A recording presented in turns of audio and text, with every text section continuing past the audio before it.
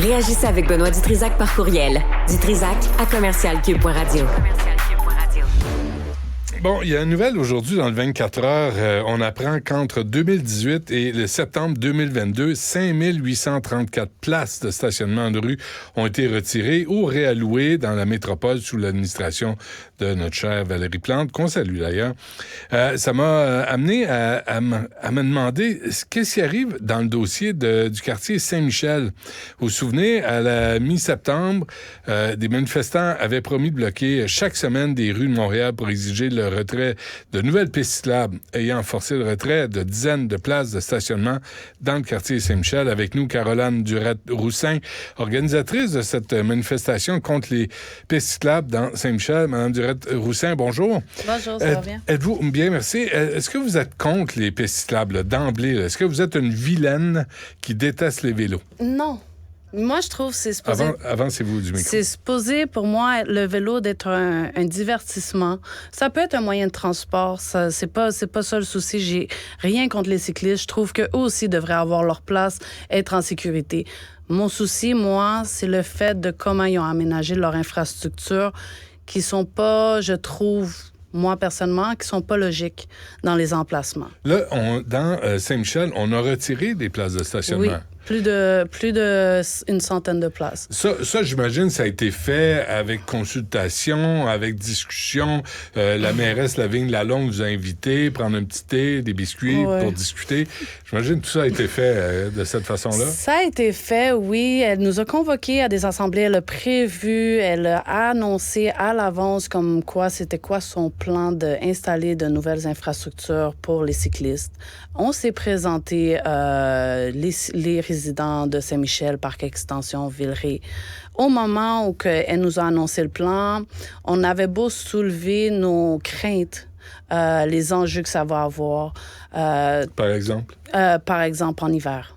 Par exemple, le manque de vigilance vis-à-vis de la part de la Ville de Montréal qui n'a pas pensé à l'ensemble de ses citoyens et aussi à la nécessité dans le quartier. Vous sentez-vous entendu quand vous parlez? Non, justement, suite au début de mes manifestations, c'est là que la Ville de Montréal m'a convoqué privé. Seulement moi, vu que c'est moi qui ai parti les manifestations et ils trouvaient bon d'avoir une conversation. Même au moment de la convocation, j'avais beau exposer le pourquoi, nos craintes, les enjeux. Puis, non, on a un plan, c'est ça le plan. OK. Puis... Est-ce que quelqu'un prenait des notes quand vous parliez? Oui, une certaine Madame Vaillancourt. Okay. Je ne sais pas c'est quoi son rôle au niveau de l'administration, mais... Puis, est-ce qu'il y a eu un suivi à la suite de cette rencontre? Qu'est-ce qui s'est passé à la suite de cette rencontre? Ils nous ont offert 13 places de parking. Ben là... Arrêtez de vous plaindre, sortez de mon studio, c'est réglé. Mais, non, 13 places de... Ah oui? Mais 13 places, c'est pas seulement les places de parking qui est l'enjeu, c'est vraiment la sécurité de tous. Le dossier de la vitesse. Oui. Là, vous me dites, là, tantôt, on se parlait, là, vous me dites, là, ça roule vite partout. Puis hein? c'est une zone de 30, c'est un corridor scolaire. En plus. En plus. Puis comment que c'est fait, c'est nos enfants, aucun parent résident du quartier va envoyer ses enfants en vélo. Aucunement. Au parc? Même pas au parc. À l'école? Dans le fond, même pas. C'est ce qu'elle veut. C'est ce qu'elle veut, Mme Plante, comme but final, d'encourager les jeunes du quartier de voyager avec des pistes sécuritaires pour aller à l'école. Mais je vous garantis... Mais c'est une bonne idée, ça, que les jeunes fassent du vélo, qui arrêtent de prendre la voiture de papa à maman pour se rendre à l'école. Oui. Moi, je l'ai fait, je suis pas mort. Mais en même temps, si on met une piste cyclable, puis expliquez-le parce que les gens doivent comprendre ce que vous vivez, ça veut dire qu'on retire une voie pour les voitures. Exactement. Ça veut dire que tout le monde est serré dans la rue. Là. Exactement. Puis en hiver, ça va être catastrophique. Juste au niveau... Là, c'est l'automne. On enlève les feuilles dans la piste cyclable. C'était l'enfer, juste de les voir.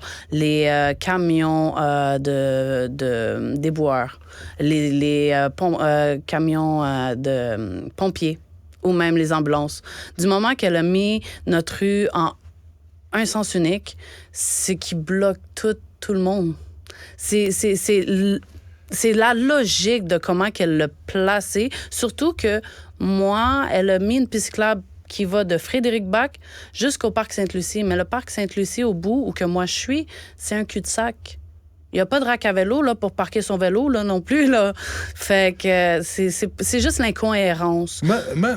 Écoutez, je connais pas la rue comme telle, là, Mme Durette-Roussin, mais moi, ce qui m'interpelle là-dedans, là, c'est que, et j'ai fait plusieurs entrevues qui vont dans le même sens, les citoyens ne sont pas entendus. Ça veut pas dire qu'on va vous donner raison à 100%, non, mais qu'il y a un dialogue là, qui s'installe. Exactement. Pour moi, on est dans un État démocratique. Pour moi, c'est important que l'administration Plante, ça me dérange pas, tu veux faire ce nouveau projet, j'ai aucun souci avec ça.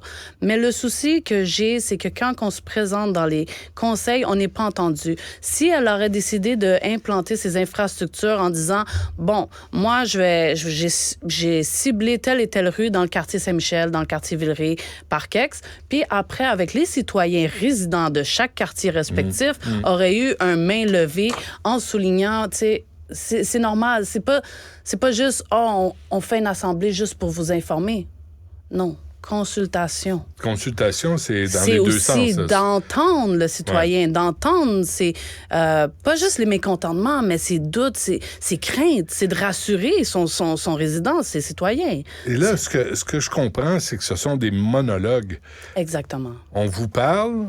Puis il n'y a rien à faire. Puis ravale ta gomme, puis vit avec. C'est ça. Ce qui serait intéressant, c'est que les gens qui prennent ces décisions-là voient les conséquences de leurs décisions. Avant même ils devraient prévoir, avant même de l'installer, qu'ils voient c'est quoi les enjeux. Ils disent qu'ils ont étudié toutes les possibilités, c'était quoi les enjeux, qu'il y aurait pas pu implanter des pistes cyclables sans qu'il y ait un côté qui soit un peu mécontent.